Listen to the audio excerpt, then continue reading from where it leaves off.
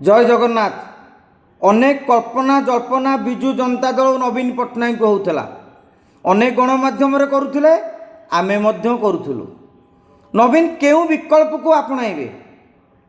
चतुर्थ प्रार्थी को नेकी भारतीय जनता पार्टी कौन से एक प्रार्थी को समर्थन करिवे कि विजु जनता दलर विधायक मान को अनुपस्थित रहा कहे कि माने बड़का विधायक माने 30 टी आसन दरकार जितवा बाकी 18 विधायक रहिबे कि ना बीजेडी कांग्रेस मिसी जड़े स्वाधीन प्रार्थी को पठाइबे जहाँकि राज्य राजनीति को बहुत बड़ वार्ता दे था।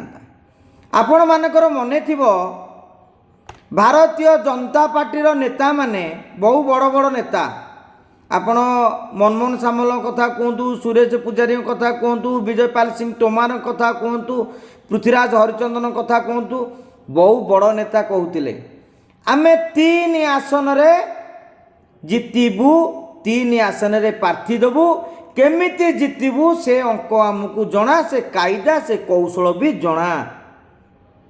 जो अनुमान करा जाउथिला जे भारतीय जनता पार्टी बोध हुए विजु जनता दलर सुप्रीमो नवीन पट्टनायक सह गोटे भितरिया कथबार्ता कर भारतीय जनता पार्टी नेता माने दाबी करुथिले आमे 3 आसन रे जितबू, किंतु आज नवीन एमिति गोटी चलाइले जहा बीजेपी शिविर को चकित करिछि एवं कांग्रेस शिविर को भी चकित करिछि।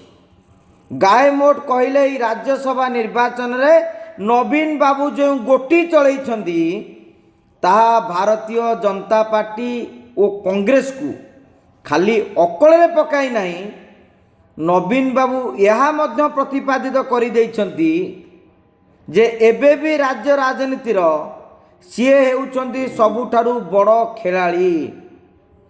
तांको पय एक अग्नि परीक्षा थिला राज्यसभा निर्वाचन। अग्नि परीक्षाटी हेउची गोटी आसन जितब दल क्या प्रार्थी देव से अग्नि परीक्षा मध्य गोटे कें रही जाइछि। दलर दाबी होउथिला क्याडर नेता को, दलर वरिष्ठ नेता को जे दल पई और काम करुछन संगठन पई तांकु पठेवा पई, किंतु कॉर्पोरेट लॉबी और पांड्यान को दबदबा कायम रही।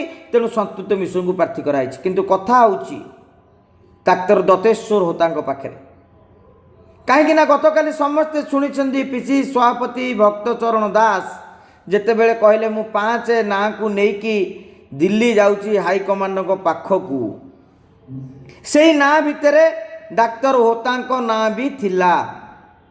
आज विजु जनता दल डाक्तर होता को प्रार्थी घोषणा करिछि। भक्त दास कोर्ट रे बल पहुंची जाइछि, कहीं सी विगत किछि दिन धरी दाबी करी आसुथिले जे बीजेपी को अटकेया बीजेडी कांग्रेस एकाठी होबार आवश्यकता रही। राज्यर जड़े सुनामधन्य व्यक्तित्व को जदि प्रार्थी करा जाए ताहले उभय दल भोट देबे एवं से प्रार्थी मध्य जीति पारिबे। तेणु जो डाक्तर होता को दि जाइए कांग्रेस स्टांड कौन हम भक्त बाबू कहते मत 2 दिन लगे दिल्ली फेरिया भुवनेश्वर आम 2 दिन पर जना पड़ो कि भक्त दास जदि दिल्ली में कौन मतामत दियंती ता अनेक मायना रखे।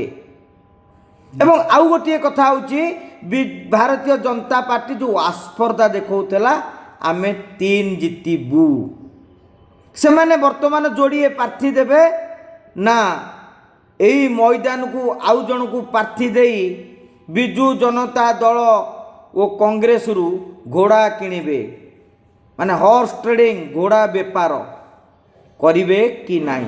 अतीत विजु जनता दल घोड़ा बेपार करिवार नजीर रही। जेते बेले प्यारी मोहन महापात्र विजु जनता दलर मंग धरी थिले, तेणु भारतीय जनता पार्टी आभिमुख्य उपर ए नजर समस्त चर्चा होता। अमित शाह 5 तारिख दिन आसवे, अवश्य छुट्टी थी से 5 तारिख दिन कड़े शेष राज्यसभा नामांकन बोली चर्चा हो। अमित शाह गस्त को लेकिन राजनीति सहित जोड़ा जाऊला जे से किसी गोटा खेल करने को ओडिशा आसुचंदी, किंतु एबे विजु जनता दल प्रार्थी दे देइछि भारतीय जनता पार्टी स्टांड कौन हम।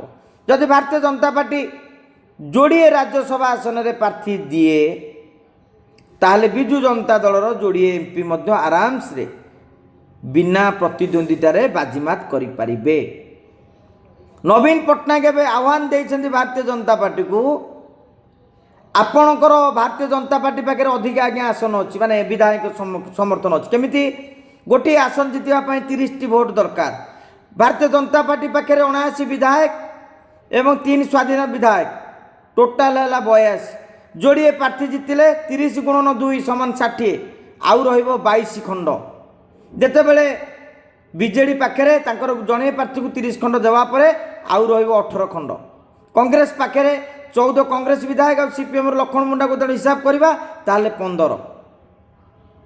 ଯଦି ମୋଟାମୋଟି ଦେଖିବା ଭାରତୀୟ ଜନତା ପାର୍ଟି ପାଖରେ ଅଧିକ ବିଧାୟକ ଅଛନ୍ତି, ବଳକା ବିଧାୟକ। ଯାହାଙ୍କର ବଳକା ବିଧାୟକ ଅଧିକା ଅଛନ୍ତି ସେ ବର୍ତ୍ତମାନ ସ୍ଥିତିରେ ବିଜୁ ଜନତା ଦଳକୁ ସମର୍ଥନ କରିବେ ନା ନାହିଁ। କାରଣ ଭାରତୀୟ ଜନତା ପାର୍ଟି ଯଦି ତୃତୀୟ ପ୍ରାର୍ଥୀକୁ ମଇଦାନକୁ ଓହ୍ଲାଏ ତାହେଲେ ବିଜୁ ଜନତା ଦଳ ଓ କଂଗ୍ରେସ ମଧ୍ୟ କ୍ଷତିଗ୍ରସ୍ତ ହେବାର ଆଶଙ୍କା ରହିଛି।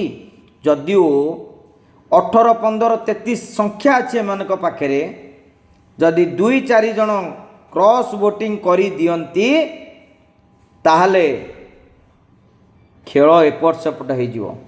ଆପଣମାନେ ଜାଣିଥିବେ ସନା ମହାକୁଡ଼ ଭାରତୀୟ ଜନତା ପାର୍ଟିର ପ୍ରାର୍ଥୀଙ୍କୁ ଭୋଟ ଦେବା ପାଇଁ ମାନସିକ ସ୍ତରରେ ପ୍ରସ୍ତୁତ ହୋଇସାରିଛନ୍ତି। କାହିଁକିନା ମୋହନ ମାଝୀ ଯାହା କହିବେ ସନା ମହାକୁଡ଼ ସେୟା କରିବା ପାଇଁ ପ୍ରସ୍ତୁତ ହୋଇକି ରହିଛନ୍ତି।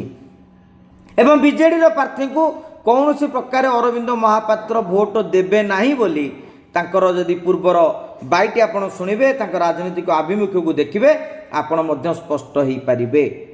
ଏବେ ମନମୋହନ ସାମଲ ମୋହନ ମାଝୀଙ୍କ ପାଇଁ ଗୋଟେ ଚ୍ୟାଲେଞ୍ଜ। ଏ ଲଢ଼େଇ ହେବ ନା ବୁଝାମଣା ହେବ? ଦଳରେ ବି ପ୍ରଶ୍ନ ଉଠିପାରେ। 22 ବଳକା ଭୋଟ ଥାଇକି ବି ଯଦି ଦଳ ପ୍ରାର୍ଥୀ ନ ଦିଏ ତାହେଲେ ବିଜୁ ଜନତା ଦଳ ଠାରୁ ପଛରେ ରହିଲେ ବୋଲି ବାର୍ତ୍ତା ଯିବ। କାରଣ ଆଙ୍କର 18 ବିଧାୟକ ବଳକା ବିଧାୟକକୁ ଧରିକି ଯଦି ନବୀନ ବାବୁ ରିସ୍କ ନେଉଛନ୍ତି ତାହେଲେ ଭାରତୀୟ ଜନତା ପାର୍ଟି ନେବ କି? ଆଗାମୀ କିଛି ଘଣ୍ଟା ପରେ ଏ ନେଇକି ମଧ୍ୟ ଚିତ୍ର ସ୍ପଷ୍ଟ ହୋଇଯିବ। 2 ଦିନ ଭିତରେ ମଇଦାନରେ ଜଣାପଡ଼ିଯିବ ବିଜେପି 2 ବିଜେଡ଼ି 2 ନା ବିଜେପିର ତୃତୀୟ ପାର୍ଟି ଓହ୍ଲେଇବେ, ଅମିତ ଶାହ ମୁଣ୍ଡ ଖେଳେଇବେ, ମନମୋହନ ସାମଲ ମୋହନ ମାଝୀ ଧର୍ମେନ୍ଦ୍ର ପ୍ରଧାନ ଏକାଠି ହେବେ, ବିଜେଡ଼ି କଂଗ୍ରେସର କୌଣସି ନେତାଙ୍କୁ କ୍ରସ୍ ଭୋଟିଂ କରିବା ପାଇଁ ଚାପ ପକାଇବେ। ଏ ଖେଳ ଜମାଣିଆ ହେବ ନା ସେମିତି ତାରି ଭିତରେ ହାଲକା ହେଇଯିବ, ତା ଉପରେ ଏବେ ନଜର। ଜୟ ଜଗନ୍ନାଥ।